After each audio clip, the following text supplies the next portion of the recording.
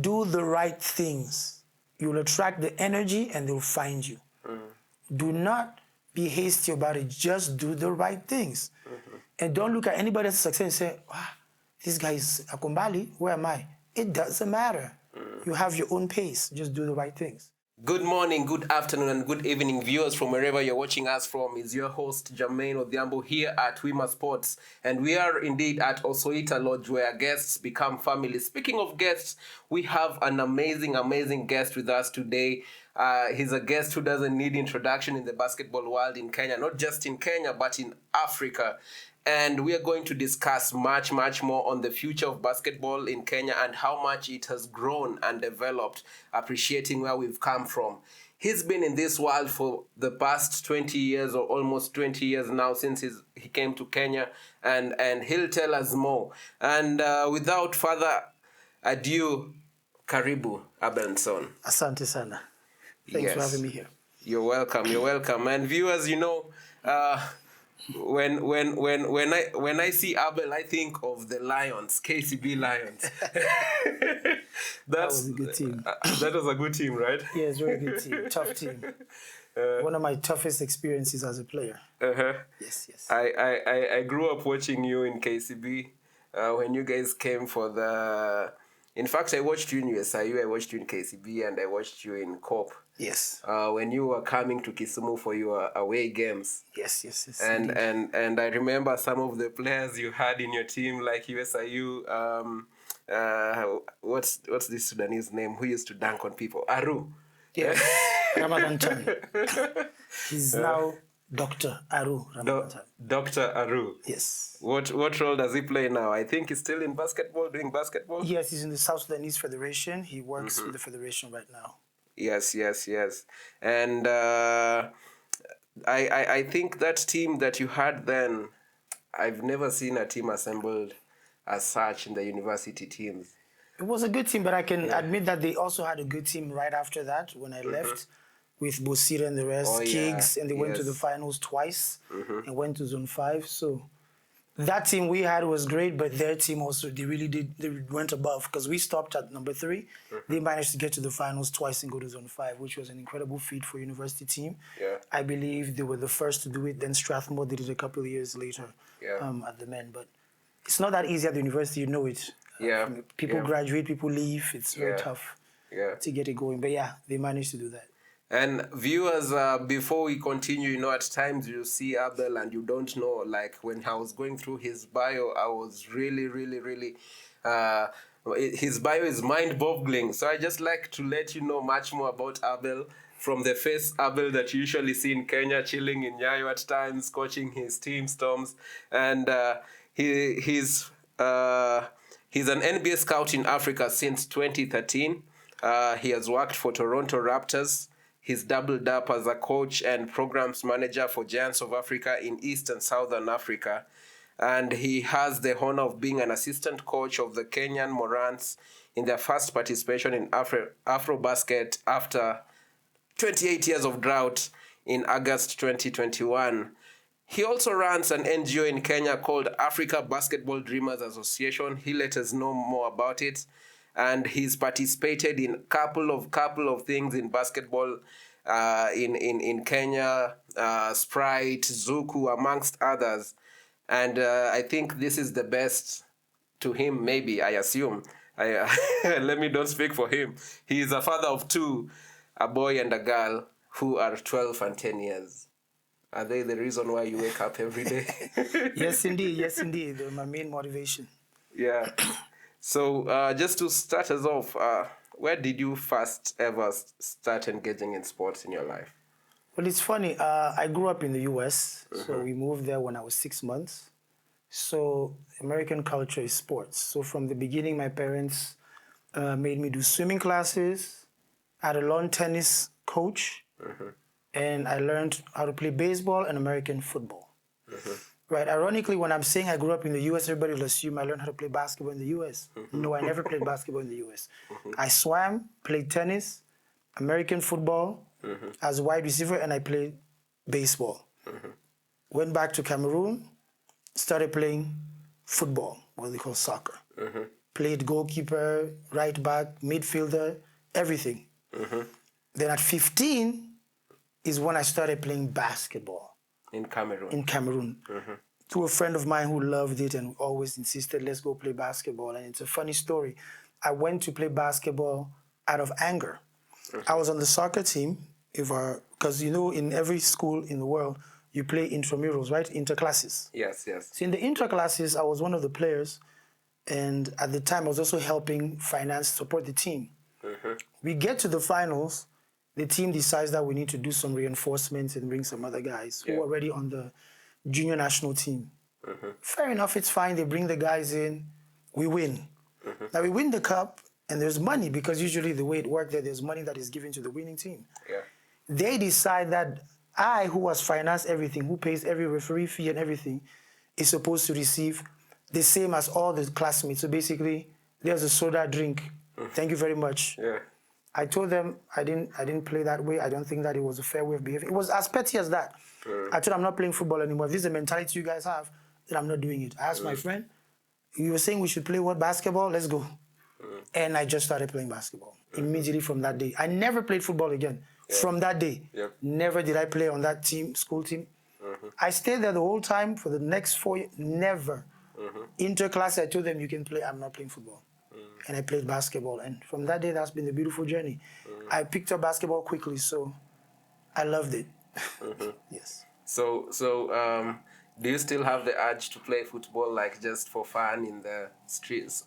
We now Kenyan malls, at times we have the street soccer areas. Do you do that once in a while? No, I think the last time I did it was when I was in USIU. We did a basketball team against the football team a couple of times.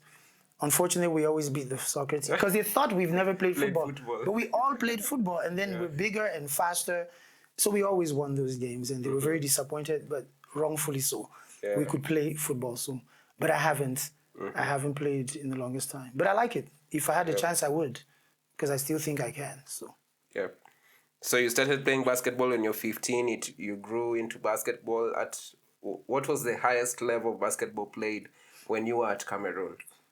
I played the league, the maiden league. I played as a junior, because in Cameroon there's a junior league and there's a senior league. So as an under 18, we played and went all the way to the finals. We lost by 1 point. It's still, the memory is still in my mind. So that year, because the first year we played, we were still blue. We were struggling, but we were okay. I think we lost like in the semis. Second season, I went to boarding school, so only came back during the playoffs. And then we went to the finals and lost by 1 point. Then went to the senior league. In the senior league, we're doing pretty okay. We were a self-sponsored team. Our coach wasn't about winning. Our coach was about fundamentals. Our coach arguably he still is one of the best coaches in terms of developing players in Cameroon. He has developed so many players on the national team and that have gone to play professionals. He's just about fundamentals. Winning games, he was always like, well, if we win, we win. If we don't, it doesn't matter, guys. As long as you become good, ball handling, dribbling, passing, I'm fine. And I think he put that mentality in my mind. It has never left. That was his mindset. So we were pretty okay.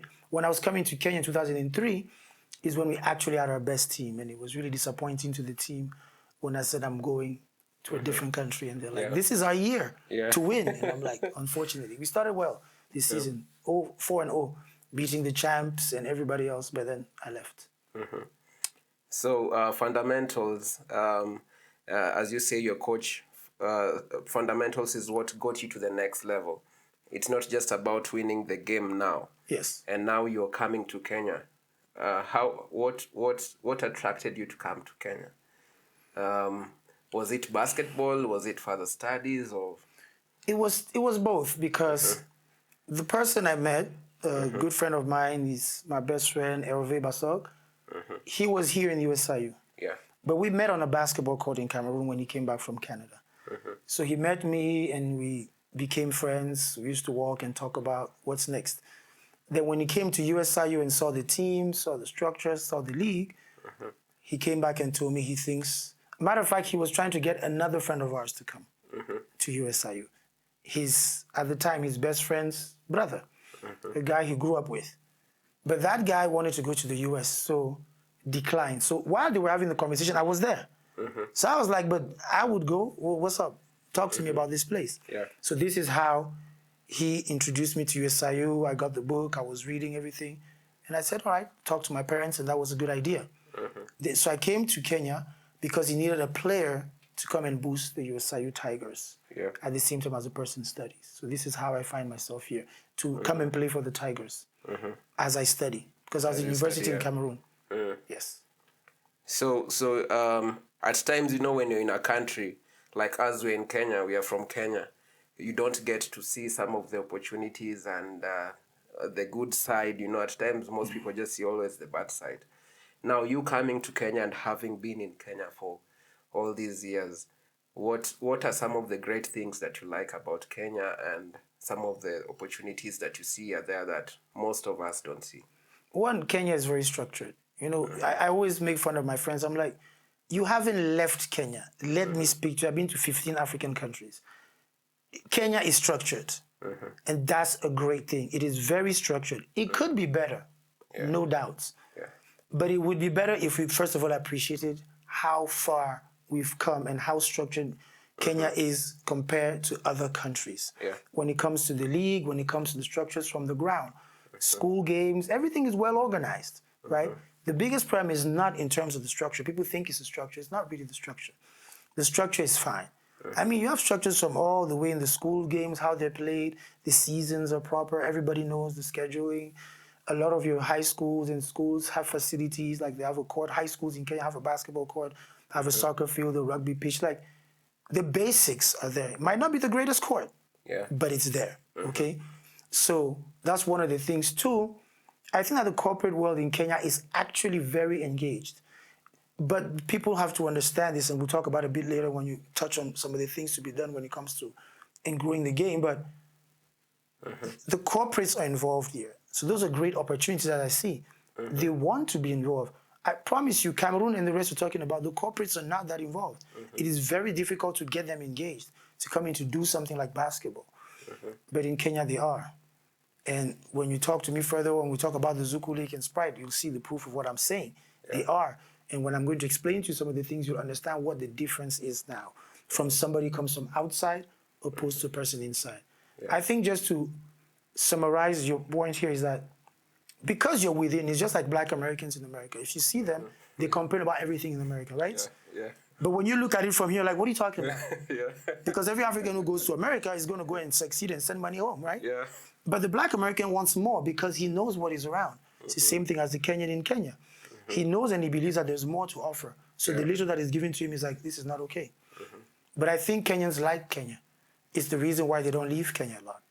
They don't. The athletes don't even leave. All the complaints that they do, they like staying in Kenya or playing in a neighboring country where they can come back to their mom real quick in 2 hours. 2 hours and they're back.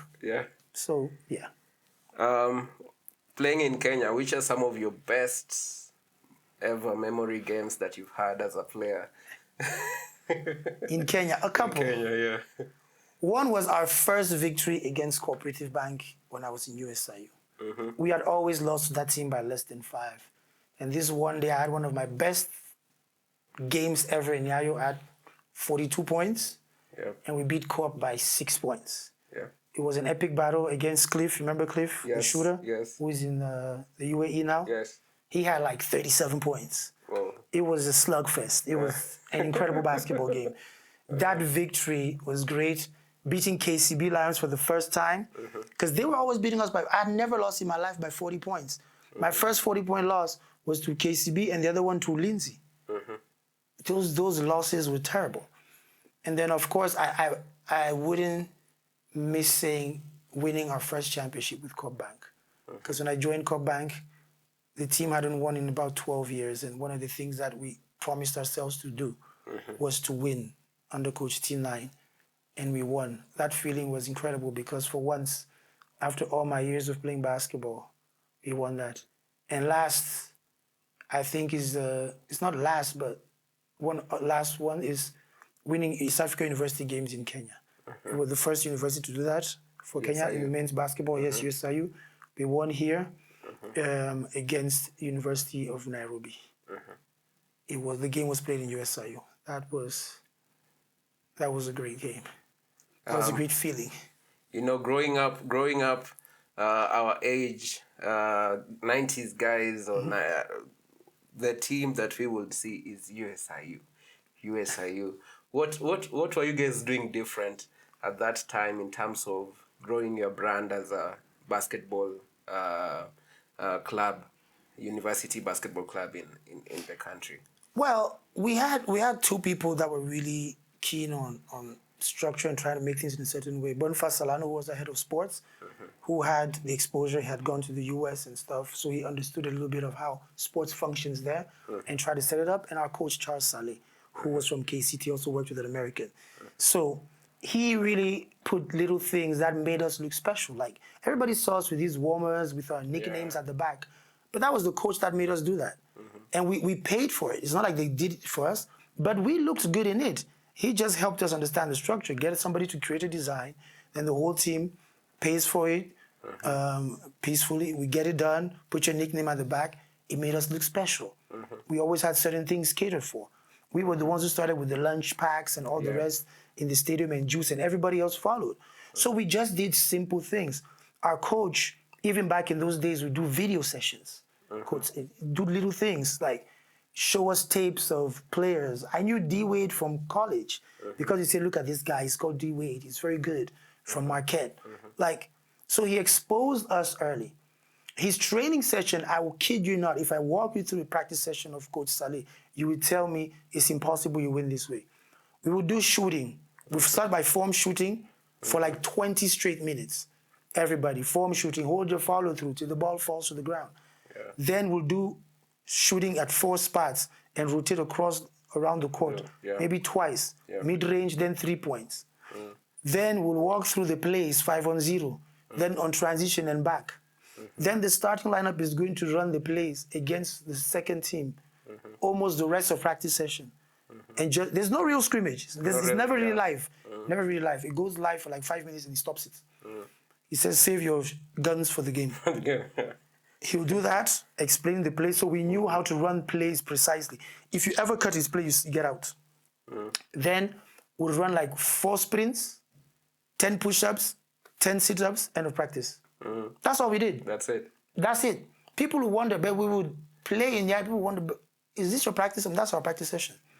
But he was more about, one thing I really appreciated playing for USIU then was the structure, like I said. When you run a play, everybody runs the play the way it's supposed to be ran. I came from Cameroon, people don't run plays. Everybody plays for himself. It's the league, people play like it was street ball. It's one-on-one half of the time. If I get the ball, I'm gone. If you get it, you're gone. But I came here in Kenya, and that was one of the best things. In Kenya, it's structure, like I say. Even though we're not the best right now at running plays, but I promise you, you're better than a lot of other teams. A lot of places, people don't run anything.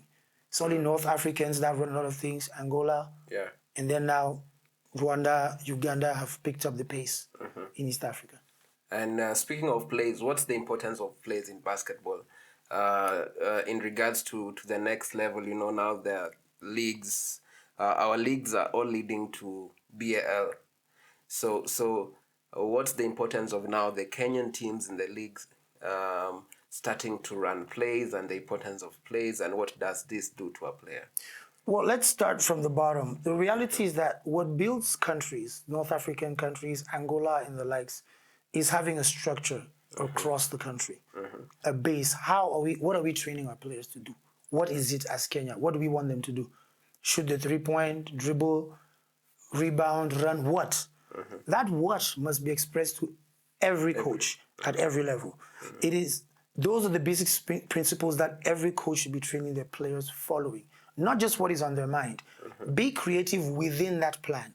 The plan is, like in Angola, I'll give an example. One of my friends who played for the national team said, in Angola, all of our bigs must be able to shoot the 3 points. You see, they didn't tell you your plays, but this is the prerequisite.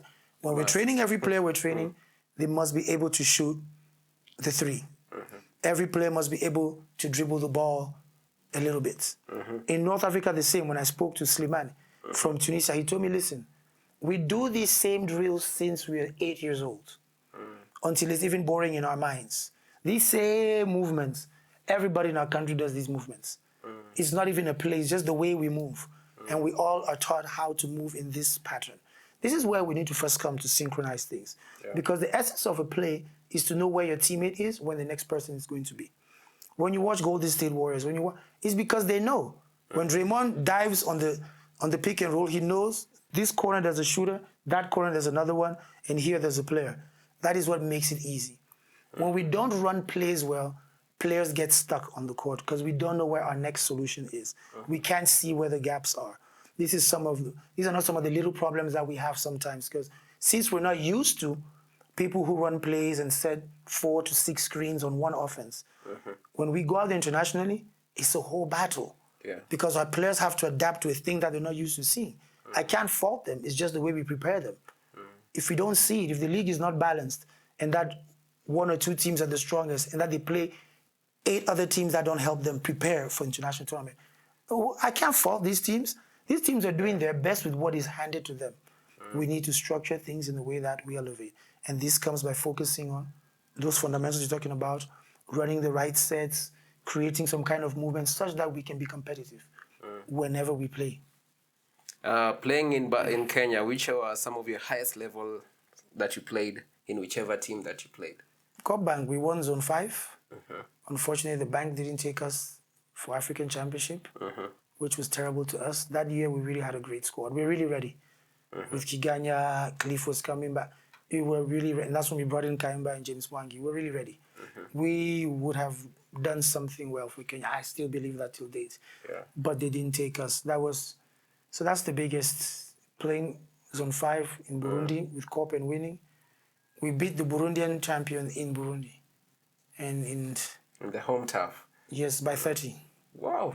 We were down like 20 at halftime. But then we shut them down. That was now great. Abel has played.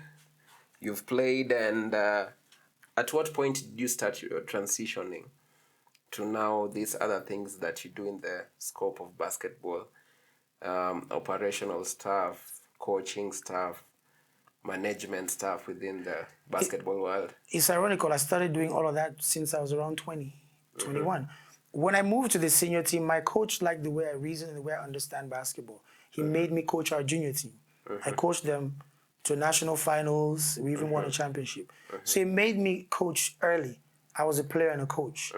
And then I had another good friend of mine I met at the American school there, and he told me, you learn more of the game when you coach, and he taught me. So he's the one who really taught me a lot about coaching basketball, Derek. His name was Derek Quinnett. Because he made me his assistant coach and taught me how to do scouting reports.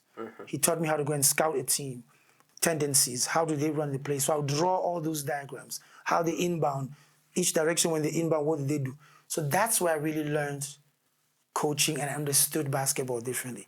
Because this guy, I'll go scout teams and come back and sit in his office and give him a report. That was 20, what did he do? You were 20 years then. Yes, I was 20, 21. That's what I was doing for him. Little did you know that you'll be an NBA Africa scout. Yes, exactly. And so I was doing that for him. And in the games, I had to monitor. And this is when I learned some techniques about coaching from him, like monitoring time played by players, how many minutes you want them to play. I had timesheets where I knew how many minutes everybody should play and when they go in. So I'll just make subs as assistant coach. The games you watch, a lot of times the assistant coach makes the subs based on the timesheet. Unless the head coach has a particular sub, then he says, hey, I don't want this one right now. Do this other one. Other than that, it's all like a program. That's why sometimes you watch games and you're like, but I thought he just made 2 threes. Why is he out? Yeah, because his time is up. He was playing 6 minutes this quarter. He needs to get out. It's so that he can push at the end. So I've always done it. When I came to Kenya, I was already helping some guys scout. So I continued doing it. But as I kept playing, I asked myself, why are you still playing? What is the purpose? So it's when I turned 40 that I said, I'm not playing anymore. And I actually made a post on that, and I said, I'm not playing basketball anymore. I'll just focus on coaching and the rest of my career, which is programs, because I was doing programs since 2008 and the rest. But at that time, I said, I should let it go. 2017, I said, you should let it go now and just pass on whatever little knowledge you have to the next generation. I don't want to be that generation that is just there on the court, occupying space that younger players can have. Unless I was trying to do something particular, I'm not trying to. So it's very annoying to see that. A guy who just wants to take space because he's a vet, but he's not really putting in work. It's not like he's trying to go play BAL or in the NBA. So what are you doing? So to me, that's why I can do it recreationally. You can form a veteran team and call me and I will come scrimmage. Yeah, that's fine. It's my age group. We're just having fun. Yeah. But that's when I decided, no, let me focus more on trying to help and share what I know. Yeah, speaking of programs, you had Sprite and ZUBL. Where did they go to? That's a controversial question. But the long and the short is that, look, Yeah. in life, the difficulty sometimes is that a lot of people don't have a vision. They look at the here and now. A lot of people, when you talk to them offline and they tell you, if you tell them I have a sponsor, they say you have to make sure that you make your money. You know, unajua, these sponsors want as agenda. It's a wrong mindset. Yeah. They're actually going because you're actually eating their money. If you actually did the work, they would actually stay. So a lot of people don't understand that, and that's how they kill projects. After 2 years, they're like, oh, no. So now they start spending most of the funds on themselves, then the program. And then the sponsor can see that nothing is really growing in this project. And sponsors are not idiots. They can see it's because people are now doing other things Doing their around it. stuff, yeah. So that's really what happened with all these projects. It's more of individual greed by some people around the projects, and then it creates clashes, and then the people who brought the project are like, okay, I'm out. I'm done with this. But people are getting it wrong. Sprite Slam helped discover a lot of players. It's in Sprite Slam I took guys like Tyler to South Africa for BWB, the Ronnie Gundos, all these guys. It was through Sprite Slam that I went and found them. Bush got motivated. He told me himself. He said, Coach, you dissed me when you came to Maseno to recruit kids. Yeah. Because I was standing on the sideline. You asked me, you tall boy, why are you outside? I didn't even recall I did that to him. He said, yes, you did. And so I felt bad. And from that day on, I put in some work. Because when I met him in Nairobi years later, it's like, oh, where are you from? He's like, so when I was in the Morans is when he told me, he said, the reality is that day, something ticked in my body when you told me, how can I be this tall and standing outside and other guys on the court being selected for the Sprites? Can't. So that really helped, but we killed it. Zuku League, ZUBL. ZUBL. This ZUBL is the reason why Lakeside is there, Eldonet is there, because these guys grew. The desire to play basketball came back. We went to Eldoret to do events where the whole community was engaged. They felt we have talent, we can do it. We went to Kisumu to do games. We brought the Maseno team to Nairobi. They were exposed. Nick Gogol, how did Nick get exposed to everything? It's the Zuku League. Alex Lugasi became a household name in Masine Muliru. It's because of these things. Nick from Nakuru. Yes, Nick from Nakuru flying out to Treveka. How would Nick be exposed if we didn't do it? Yeah. But that league, because the Nakuru boys were exposed with the Porgies and the rest. So people didn't have the right foresight. Sometimes you think you want to make... Look, around the world people make money. The NBA makes money. But you generate money before you make money. All this little money that we think that we're getting, sponsors giving us... Zuku was giving us, what, $500,000 to run a program? But that's inclusive of TV. You do media. You understand what it takes to do a documentary and to run a media platform. Okay? It's a lot of money. So half of it was going that way. So now, when you sit here and you think that $500,000 is a lot of money, it means that you don't understand money in sports. Basketball is a multi-billion-dollar industry. When done right, the money comes in. When done right. Yes, we just didn't get that part. Yeah. And so all these things will be short-lived because we get greedy. And once we get greedy, the sponsor pulls out because sponsors don't like wrangles and unnecessary banters. They just walk away from it. It's not their core business. Yep. I can only imagine how much ZUBL would have grown now. Imagine that.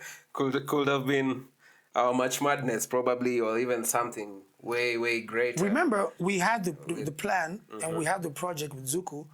We were doing it in Uganda and Kenya. By the time it was dying, we were about to start in Tanzania. Because the whole proposal to Zuku was to expand it to East Africa and to create what you're saying, a mini NCA for East Africa. But all that died. And could have been a recruitment platform for BL teams. Absolutely. It would have helped so many kids. Yeah. So for a viewer looking to get to be an NBA scout in Africa, and what advice would you give such a person? As you've said, you started from 20 years writing scout reports, doing the timesheets. I mean, I've learned about timesheets today as you're talking about it. What advice would you give to someone who's aspiring to be a scout? Well, it's like anything else. Yeah. They hire you as a scout because you have an eye for the particular thing. That is why they recruit you. So you need to show you have an eye, which means you need to come and bring out your products. Yeah. You need to show us that talent that you have. You need to find talent and be able to describe the talent in the right way. And when you present the talent to the right persons, they should see that it correlates with what you said. You said this kid has this potential, and this kid can become this, and this is what he is now, or she is now. We see the player. We put the player to the test, and we see the result. It correlates with what you're saying. It goes hand in hand. You said this player may do this, and this player is. That's really what it is. It's always about being able to see, analyze. And you can start as little as this, locally in our league. Just scout. Scout for teams. Say, come, hey, Abel, Storms, by the way, I found a good point guard who can come to your team. How can she help? I've seen the way you play your game. This girl can shoot, she can dribble, she can pass. She has this side, good skill set. I bring the player, see her, try her out. She's worth it. I'll call you back for more. Yeah. I'll call you back for more. Go to a team, Ulinzi, hey, I see a guy, he's a big man. I think you guys work with him. He brings him in, he's good. That's how we see it. For me to become a scout was because I had discovered some players. And so this is how even my current boss, when he was introduced to me, was told this is the guy who had met Hashim Tabit, who sent him to the US. Oh, okay, a guy who went to the NBA, you have an eye, so you saw him. What happened? How did that happen? I explained that story. They could see the other kids I had from South Sudan, even some of the local kids that I tried, because people don't know this. My scouting trip, I really started by seeing Kenyan talent. Richard Osano is the first player that I see that I want to send to the US. Unfortunately, he doesn't go, but that's his personal choice. So, but I saw a bunch of Kenyan players. They are the ones that I actually looked at. They are the reason why I brought the other scouts to look. But they are the ones who refuse to go, like I told you again in the beginning. The Kenyan athlete is very comfortable being near home and doing simple things. So they all turned it down. And they were in the same program with South Sudanese kids. Those ones agreed and they went. Back ball back, he went to the US. He's working in Minnesota. Yeah. They went. John Riek and... But the Kenyan kids that I had didn't go. They literally escaped. Literally, I talked to them a little bit and then Nakuja. I think the first kid I successfully sent out to the US from Kenya was Teddy Ucheni, which was recently, a couple of years ago, if you remember. Yeah. Teddy from Madari. Yes, yes. And even him, do you know what it took? I found Teddy with another boy called Jonko, a Sudanese kid, on the same day in Shaurimoy. I was just walking, came for a tournament, saw two kids. Who's this kid? Met his coach. I said, I like this boy. I want to send him to the US. Came to him. He didn't want to go. He said he does. But as he said in Swahili, alikuwa ananizungusha. The day his teammate comes and says, I'm leaving on Friday, he comes to me, says, Coach, ile kitu ya kwenda US, is it still there? Can I still go? I said, look at you. You're supposed to be leaving with this boy. The coach wanted 2 players. Yeah. Now this boy brought his cousin and he went. I said, now I have to do another process for you. So now he had to wait another 8 months to go. So he literally wasted 8 months of his time because he didn't want to do it, because he was being skeptical and being dodgy. Yeah. And when he finally did it, he's in the US. So it's to be a scout, discover players. Take your time. Start by looking at the league and helping a team get players, helping a school get players. That's what makes you a scout. And last but not least, look, good scouts have to have the right integrity towards the players, because the players are the ones who tell your story. If you put them in a bad situation, they will be like, this guy is fake. Yeah. This guy is fake. And then you're done. If you do them right, they'll say this guy is good. If he talks to you, just listen to him. Yeah. Yep. So tell us about GOA, Giants of Africa. Giants of Africa is it's a non-profit that was opened by Masai Ujiri and Godwin Owinji from Nigeria in 2003. They had been just doing programs to help kids from Nigeria initially just get exposed, because they came out of the same system. It was a guy who did a camp and who selected them and helped them go. So they basically were doing the same with... Back home, as I say, you give back. Charity starts at home, right? At home, yeah. So, but then after that, they realized that the vision should expand to Africa because they have the potential and the minds, the understanding. And so why not expand to other places? The first place expanded to was Kenya. So Kenya, so that's when I was hired at that time, 2013. So 2014 was our first camp here, Kenya and Rwanda. Expanded this way, and then from that point on, it's continued going. The whole idea of Giants of Africa, it's not about finding NBA players. People always get it wrong. It's about creating a platform where the kids can understand that they can become whatever they want to become if they do things the right way. Sports is a platform that teaches you a lot of things. Like I told you my story, I came to Kenya because I met a guy on the basketball court. And that guy proposed to me to come and study somewhere. If I didn't play basketball, I don't meet him. Right? So sports allows that to happen. Right? And with that, we work in the NBA. I haven't played in the NBA. I didn't play college basketball in America. But I work for the Toronto Raptors, an NBA team. Those are the kind of messages that we send. So the people that he's put around in the crew are people who have a story to tell to these kids to understand that you can be seated here and you can one day work in the NBA without having left Africa. You can do it. If you just do the right things, you'll be found where you are. I was found in Nairobi, Kenya. A Cameroonian guy found in Nairobi, Kenya because of what I was doing. And that's my message to any other person who wants to do it, whether you're Kenyan, Japanese. Do the right things. You'll attract the energy and they'll find you. Do not be hasty about it. Just do the right things. And don't look at anybody else's success and say, wow, this guy is Akumbali, where am I? It doesn't matter. You have your own pace. Just do the right things.